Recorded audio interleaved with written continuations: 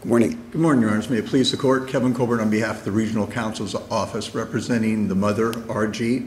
I'd like to reserve 2 minutes, Your Honor. Sure. We're here on a recommendation in order terminating supervision by DCF, a somewhat unusual posture. We have assigned 2 errors to the ruling below. One being that there was a lack of notice and due process because under Rule 8.345, a termination of supervision order can't be entered without a written motion or document. That did not happen in the case below. More importantly, we're arguing that the trial court erred when it granted the father sole custody and terminated supervision without considering the best interest of the children. Where does the best interest of the child come in? Give me some case law or something to substantiate that the court needs to consider the best interest of the child.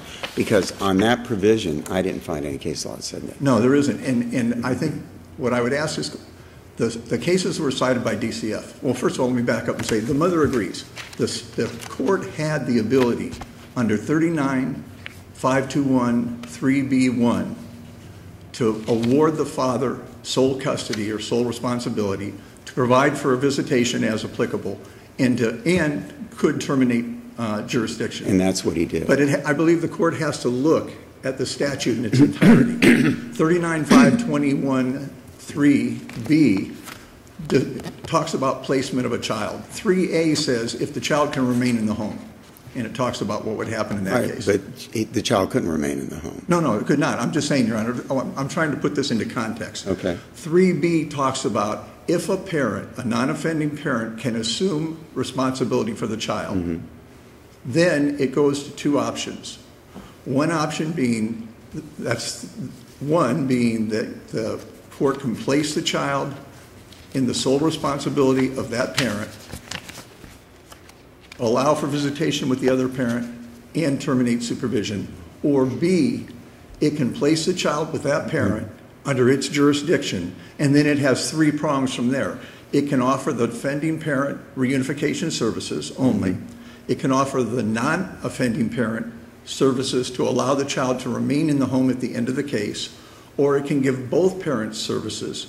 And every JR is required to make a best interest determination of where the child is to place. But the statute, if I remember right, as it ends and then it goes to those 2 provisions, it says the court may consider these 2 provisions, and apparently the court did. It considered provision 1, which it gave the mother visitation rights, and it gave the father the custody of the child. And the statute says the court shall. It doesn't say may, it doesn't give them discretion. It says shall. And then the court may consider one of the 2, and that's what the court did. So I'm having a hard time finding where, I understand your argument, but I'm having a hard time finding where the court, whether I agree with the statutes or not, as the judge said. Judge said, I don't agree with this. I don't agree with the statutes until the legislature changes it. Whether I agree with the statute or not is something else. So I'm trying to find out. He followed the statute. Okay. I agree. It says that you shall place the child with that parent, right, absent endangerment. But then there's an option. There's the 1 and there's the 2. 1 place, which is what was followed here, or 2 with the 3 other options. Well, then where did the judge go wrong? If it's an option and it says the judge may, and there's an option for 1 and 2, how can we say he didn't follow the right option? And that's why I'm arguing it's an abuse of discretion, because if you look at the transcript on page 14, he said, I have no option. Once his father asked for custody, I'm required to place this child with this father and close out the case. And that's not the standard. The standard is best interest. Is it in the best interest of the child to do that, option 1, or option 2, which could include reunification with the mother? It can include continuing a case plan with the father having services, or giving services to them both. But he did say that in the transcript that the mother has a route to reunification through the family court. So no, that is available. It isn't actually, Your Honor, because he retained jurisdiction. So that means anything that is... Well, we have a, what is that division in family and dependency called? Unified family. Yes. Yeah, we have that, but it won't go to unified family. It'll go back to anything that happens now. But it can. Why can't she not go back to him and ask it to be transferred to Well, she Unified could Family? do that, but there's no basis for it. When you retain jurisdiction, as you probably recall, when you retain Well, jurisdiction... I'm having trouble remembering the name of the court. Obviously, but When you retain jurisdiction at the juvenile court level, that case goes back to you. If you file a divorce proceeding, well, and that's not applicable here because there was previous proceedings, but if you tried to file a domestic violence, for example, it goes back to the juvenile court and then goes to Unified Family under certain circumstances. The bottom line is this mother has no option in family court. She is required to, even though they discussed it below, when he retained jurisdiction, that means that any filing goes back to him. Moreover, any filing then would travel under 39621, subpart 9, which requires, unlike family, where in family all you'd have to show, well, you wouldn't even have to show a substantial modification, a permanent modification of circumstances, because you're an even playing field when you go to family. In this particular arena, when he retained jurisdiction, it required the mother to travel under the statute that shows that the permanency placement is no longer in the best interest of the child. That's a very high standard to receive modification. But it's going to the same place where you want to go to begin with, a consideration of the best interest of the child. I So agree. if truly this is not in the best interest of the child, the mother does have an avenue, right? She does have an avenue, but that's my entire argument in my reply brief is you're saying that she has an avenue now under best interest, but the best interest shouldn't be considered the first time round. All I'm saying is this statute has two prongs to it after the mandated placement, not custody, placement with the father. There's option 1 and option 2. What's the standard for the judge? The standard has to be best interest. It can't be, Can you point me to a case that says that? Every case I found that talks about that statute says best interest is not what's considered. If there is a non-offending parent who wants custody, the court shall give that parent custody. for placement. I don't believe, and I tried to distinguish that, I believe, in my reply brief, that every one of those cases is talking about placement. The court, you said it before, Your Honor, the court is correct. There is a requirement. It's mandated that if it's a non-offending parent and there's no endangerment, you have to place the child there. Then there becomes an option. Do you leave the child there in the sole custody of that parent under option 1, as was done here, or do you go to option 2, which gives you the ability to do a reunification, which allows you to do 3 different prongs? Well, can you point me to a case that says the judge next has to consider one of these two and has to look at best interest of the child? There is no case on point, but there is LM, which I cited in my brief. And in LM, there was implicit in the district court there, I believe the 5th district, said that the court below under 521(3)(b)(1) considered best interest and endangerment and therefore had the right to place the child. That's the only case I have that says that. What I'm asking the court to do, I think it's with all due respect, I think it's common sense that where the court is mandated to do placement but then has 2 options, something has to govern those 2 options. The statute doesn't say you have to do option 1 if the father comes forward. The statute's silent on that. Therefore, I believe that, and I cited to 621.5, 39.621.5, permanency placement is governed, of any child, is governed by best interest. Right. The best interest of the child. It's not a race to the courthouse. It's not a race to see how quickly we can, and going back to your original question, I believe that's where this trial court erred. The trial court said, I don't have any options. I believe it's probably in the best interest of this child to leave this case open.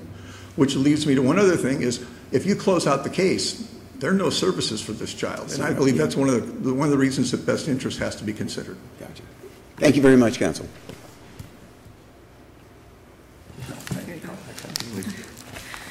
May it please the court, Carla Perkins for the department. In this case, there is no best interest that the court is required to consider. And the 5th DCA case of BC versus the department says the non-offending parent's presumptive rights to custody is mandatory and not subject to a separate determination of the child's best interest. The statute 39521(3)(b) does give the option for the court. In this case, you have a 5-year-old child who told his mother that his 15-year-old uncle had been sexually abusing him. Mom called the little boy a liar and punished him, and this was going on for over a year. Father, finding out these facts, moved for sole custody. That's what the statute permits. Now, there is no requirement for the court to go through any kind of best interest analysis. This is not a placement issue in terms of the 39621 like what he cited too, because this is a parent. It's different when the child is being placed elsewhere, but when you have the other parent, non-offending parent, who is entitled, just like the mother, to raise their child. If you have a parent who is offending, then naturally the child should be given to the other parent. So it's not a race to the courthouse. There is no issue of the father not being able to take care of his own child, as the evidence has been put before the court. This is not a case. I guess I'm steering you in a different direction for 1 second. Why would the court retain jurisdiction if permanency has been achieved? It appears from reading the transcript, he was hoping that DCF would provide some services. That's what I read from the transcript, but... Well, you know, the transcript reflects that the court was told for a fact that the child would continue to receive services. You know, in some cases, children need services like therapy for many years. I mean, it could be 5 years down the road that this child is still in therapy. No case is kept open for 5 years for the child to keep receiving services. Services are continued for any child because the services actually are routed through Medicaid if there is some insurance issue. So it's not dependent on the department having to oversee and make sure. And if there's an issue that the non-offending parent has in the continuation of the services, they can always contact the case manager again or whatever. So that's not an issue here. Also, in terms of the court retaining jurisdiction, it looked, when I read it over again, it looked like he was saying, well, is it shall? Do I have to terminate jurisdiction? And the father's counsel said, well, may. It looks more like he was saying, well, if this is reversed, then let it come back to me. But that wouldn't make any difference if whether he retains jurisdiction or not. Right. Makes no difference if it's reversed. Right. So it looks like he was hinging it on that, but he kept urging them, you can go to family court, you can go to family court. So it almost seems to me like he's saying, okay, you can go to family court, but, you know, I'll keep it, and so if it comes back to me, I can deal with it then. If they say that you're to get a case plan, then I'll do that. But in fact, the mother has the ability to request that the court terminate jurisdiction, right, and take it over to family court if she so desires, where then she has to show the substantial change of circumstances here. But for... And that possibility is available to the mother still. She can still go back to Judge Fine and say, please relinquish jurisdiction or terminate jurisdiction so we can go on about our lives in family court. Absolutely. And that is the best route here, because of the fact that the court also had the authority to reject giving the mother the case plan. Does she have to show any change in circumstances or anything other than simply make a request to the court to terminate jurisdiction? No. To terminate the jurisdiction, no. Because if she wants to go over to family court and do whatever else there, nothing. The fact is the legislature has set it up that dependency is not supposed to be continuing forever when you have a child with a parent who can take care of the child. The fact is the child has achieved permanency with the father. But for the fact that the court retained jurisdiction, if the court had actually terminated jurisdiction, the child would no longer be a dependent child. It seems to me that no one made clear to Judge Fine that retaining jurisdiction would preclude the mother from going to the family court to seek additional intervention, right? Correct. And so that could be corrected, though. Correct. Without any action on our part. Absolutely. Absolutely. The mother's counsel can actually go before the court and ask for termination jurisdiction and just put it over there in family court. It seems that if that's what Judge Fine wanted to do anyway, somebody should have said, look, we can't go to family court if you retain jurisdiction. If you relinquish or terminate jurisdiction, then we can access family court, like you're saying that we should do, right? Correct. Okay. Correct. Absolutely. We ask that you affirm. Thank you. Thank you, counsel. Briefly, Your Honors. There's nothing that says, admittedly, it was mentioned in the court below, but as she said, DCF no longer supervises. There's nothing to say this child's going to continue to get services, which obviously he needs.